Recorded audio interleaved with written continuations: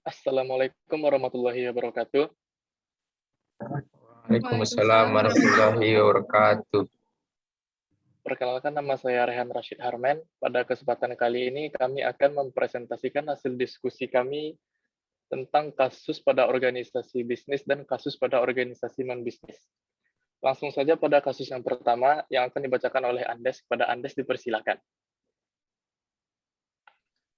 Terima kasih kepada moderator. Yang pertama yaitu tentang kasus organisasi bisnis. Pada April 2019 lalu, PT Garuda Indonesia atau Persero Tbk sempat menjadi sorotan karena dua komisaris, Khairul Tanjung dan Doni Oskaria, menolak laporan keuangan maskapai dengan alasan ada unsur menyesatkan atau misleading. Pemeriksaan pun dilaksanakan Badan Pemeriksa Keuangan atau BPK, Otoritas Jasa Keuangan atau OJK, dan Bursa Efek Indonesia atau BEI. Keputusannya adalah Garuda bersalah dan harus memperbaiki laporan keuangannya yang terkuak rugi 2,4 triliun rupiah sepanjang tahun 2018. Sepanjang isu, Menteri Rini sudah memakai jasa angkutan publik yang independen. Kasnersi Rumapea dan Kantor Akuntan Publik KAP Tanubrata, Sutanto, Fahmi, Bambang, dan rekan akhirnya turut disanksi oleh Kementerian Keuangan. Adapun penyebab terjadinya kasus tersebut adalah di mana PT Garuda Indonesia salah mencatat laporan keuangannya, sehingga PT Garuda yang awalnya menghasilkan keuntungan mengalami kerugian. Mungkin cukup sekian yang dapat saya sampaikan, dilanjutkan kepada rekan saya, yaitu Moza Halila. Baiklah, berdasarkan kasus yang dibacakan oleh rekan saya Andes tadi, adapun solusi yang dapat diambil adalah pembuatan laporan keuangan harusnya lebih teliti dalam memasukkan data keuangan agar tidak terjadi kesalahan yang dapat mengakibatkan kesalahpahaman dan kerugian nantinya. Kemudian, kita berlanjut kepada kasus kedua, yaitu kasus kebocoran data pengguna Tokopedia yang melanggar etika bisnis. Beberapa bulan lalu, pada tahun 2020, terjadi kasus kebocoran data konsumen di aplikasi belanja online Tokopedia. Dalam kasus ini, ada 91 juta pengguna aplikasi Tokopedia, serta 7 juta data penjual per bulan Maret 2020 yang datanya bocor dan dijual di situs dark web. Data tersebut dijual sebesar $5.000 Amerika Serikat. Data pribadi tersebut dapat berubah ID email, tanggal lahir, jenis kelamin, dan nomor telepon. Walaupun pihak Tokopedia menyatakan bahwa data yang bocor tersebut tidak mencakup data sensitif seperti password maupun kode OTP, tetapi mereka menghimbau pengguna aplikasi tetap mengganti password untuk menghindari hal-hal yang tidak diinginkan. Sehubung dengan kasus ini, Menkominfo dituntut oleh KKI untuk mencabut tanda daftar penyelenggaraan sistem elektronik atas nama Tokopedia, menghukum Tokopedia dengan membayar denda administratif sebesar 100 miliar yang disetorkan ke kas negara paling lambat 30 hari kalender sejak putusan perkara perketutan hukuman tetap. Dan KKI meminta Tokopedia untuk menyampaikan permintaan maaf dan pernyataan tanggung jawab. Selanjutnya, penyebab dan solusi akan dibacakan oleh rekan saya Rahmi. Pada Rahmi dipersilahkan.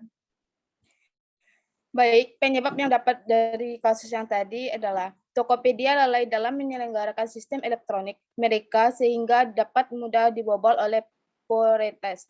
Tokopedia lebih fokus untuk mendapatkan keuntungan, tapi kurang memiliki pertimbangan moral etis terhadap kebijakan bisnis. Solusi yang dapat kita ambil yaitu pihak PT Tokopedia harus meningkatkan keamanan dan ketahanan sistem elektronik mereka, bertanggung jawab atas informasi kepribadian konsumen secara moral agar kejadian yang sama tidak terulang kembali. Tokopedia harus lebih waspada terhadap pelanggaran etika bisnis dan tidak hanya fokus pada keuntungan saja. Sekian dari saya, selanjutnya akan dijelaskan oleh rekan saya. Selanjutnya kita beralih pada kasus organisasi non-bisnis. Pada bulan September tahun 2011, kasus panti sosial Tresna Werda di Parepare, Sulawesi, dan menjadi headline di berbagai media selama lebih dari 3 hari. Betapa mirisnya, para penghuni disuguhi makanan basi oleh pengelola panti.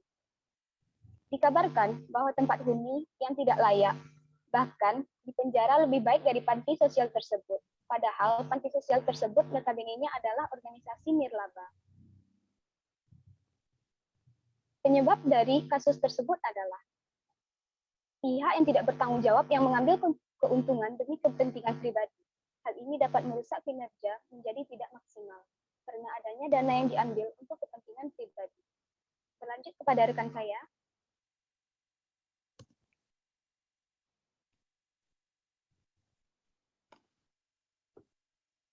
Baik, adapun solusi dari masalah tersebut yaitu pemerintah harus ikut andil dalam mengawasi organisasi-organisasi nirlaba agar hal seperti itu dapat diminimalisir dengan cara mengaudit laporan keuangan panti tersebut.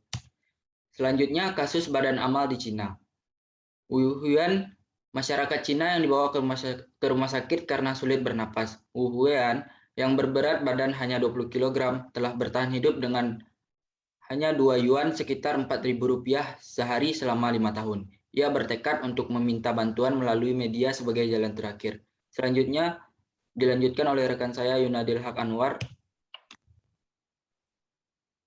Pun penyebab dari kasus yang telah dijelaskan oleh Abrar tadi ialah sumbangan rakyat Cina yang sampai ke Wu Huayan dari total 1 juta yuan atau sekitar 1,9 miliar rupiah yang sampai hanya sekitar 20.000 yuan atau sekitar 39,6 juta rupiah.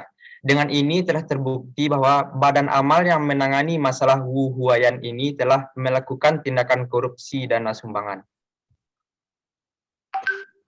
Adapun solusi dari kasus berikut adalah sebaiknya ada badan pengawas yang memastikan apakah dana sumbangan telah diterima oleh pihak yang membutuhkan.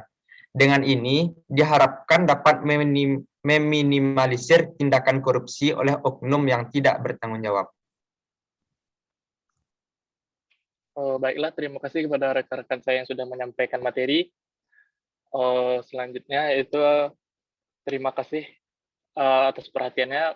Apabila ada kesalahan mohon dimaafkan. Wabillahi taufiq wal hidayah. Assalamualaikum warahmatullahi wabarakatuh. Waalaikumsalam warahmatullahi wabarakatuh. Waalaikumsalam warahmatullahi wabarakatuh.